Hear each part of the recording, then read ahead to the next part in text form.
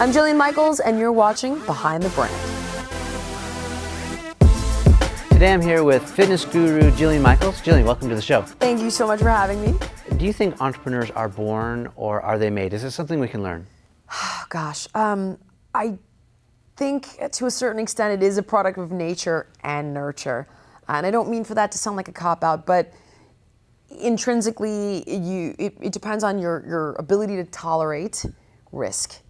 And that can be cultivated without a doubt. But if it's not in you, if there isn't that little nugget or kernel, I think you're just putting a fish out of water. It isn't for everyone, and there's nothing wrong with that.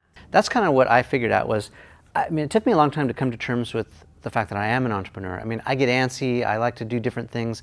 I don't like things to stay the same. The status quo drives me crazy when it's not working or broken. But really, it took me a long time to get comfortable with being uncomfortable. Of course. Yeah, I don't even know today if I am comfortable with it. There are moments when I'm like, what have I done? I could just be taking a paycheck. What have I done?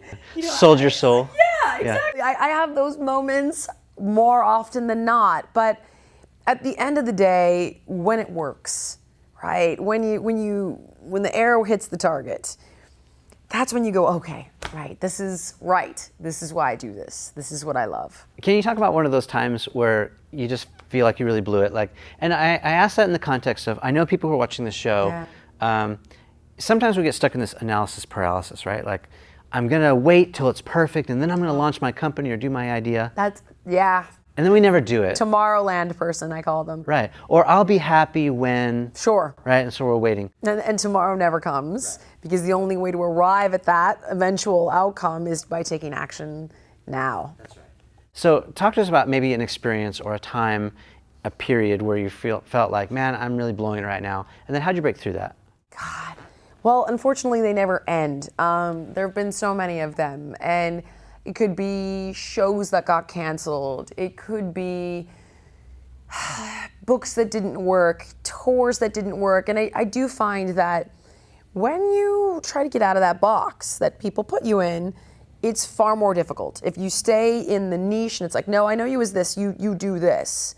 Yeah, you're the fitness girl. Yeah, no, you don't get to write a book about maternity. You didn't even get pregnant. It's like, well, neither did Dr. Spock, but my partner had a baby and I learned a lot about it, and this is what I'm passionate about right now, and this is a message I want to share.